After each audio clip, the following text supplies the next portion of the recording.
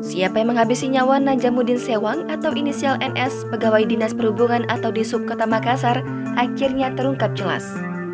Polisi yang dipimpin Kapolrestabes Makassar, Komisaris Besar Budi Haryanto menangkap Muhammad Iqbal Asnan, Kepala Satpol PP Kota Makassar dan 3 orang lainnya. Ketiganya adalah inisial S, AKM, dan A. Iqbal Asnan ditangkap di rumahnya di Jalan Muhammad Tahir, Kota Makassar, Sulawesi Selatan pada Sabtu 16 April lalu. Satreskrim Polrestabes Makassar kini telah menetapkan keempatnya sebagai tersangka. Penangkapan Iqbal Asnan berselang 2 pekan setelah kematian Najamuddin Sewang.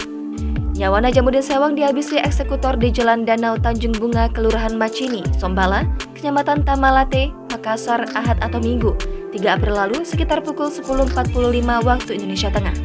Awalnya, korban diduga meninggal karena kecelakaan lalu lintas tunggal sebab terjatuh dari sepeda motor.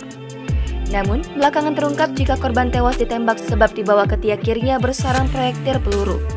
Polisi lalu membawa proyektil peluru tersebut ke laboratorium forensik untuk diperiksa. Guna mengungkapkan siapa pelaku penembakan dan apa motifnya, polisi memeriksa 20 saksi dalam tempo hampir 2 pekan. Komisaris Besar Budi Haryanto sekaligus mantan Direktur Reserse dan Kriminal Umum Polda Jateng mengungkapkan peran keempat tersangka.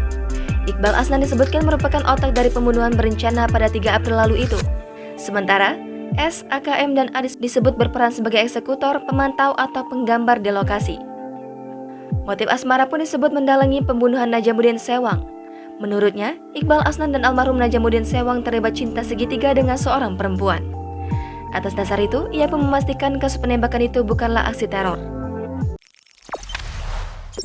Jangan lupa subscribe, share, komen, dan like ya!